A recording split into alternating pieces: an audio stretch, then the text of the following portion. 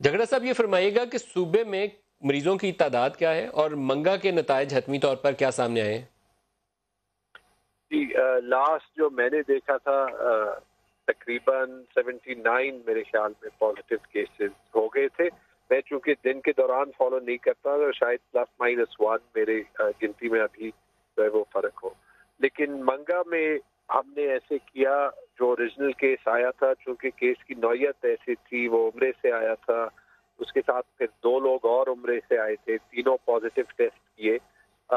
اور چونکہ بہت سے لوگوں کی ایکسپوجر تھی، انہوں نے خیرات کیے تھے، تو ہم نے پورے یو سی کو لاک ڈاؤن کیا. اور اس کے بعد ہم نے یہ فیصلہ کیا کہ ٹیسٹ کے لمیٹڈ ہونے کے باوجود ہم قریبی علاقے میں ان کے نیٹ ورک میں چاہے لوگوں کے سمٹمز ہوں نہ ہو، کچھ وائڈ اسپریڈ سیمپلنگ کریں گے تاکہ تھوڑا سا سیکھ سکیں گے کتنا یہ پھیلے.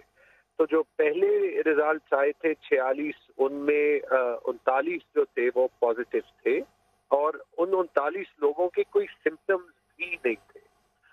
اس سے میرے خیال میں امپلیکیشن صرف پختونخوا کے لیے نہیں، پورے پاکستان کے لیے ہے کہ بہت سے جو کیسز انڈیٹیکٹ ہو رہے ہیں، جو ہم کافی سارے ایکسپرٹس یہ کہہ رہے ہیں، یہ بالکل سچ ہے. تو مطلب کہ جو آپ کے پاس جو ان کے کوئی سمٹمز نہیں ہے but they are positive. 39 people there are no symptoms but they are positive. جی، نو سمٹمز، بالکل ہیلدی لیکن پازیٹیو. ان کو تو ہم نے آئسولیٹ کر دیا.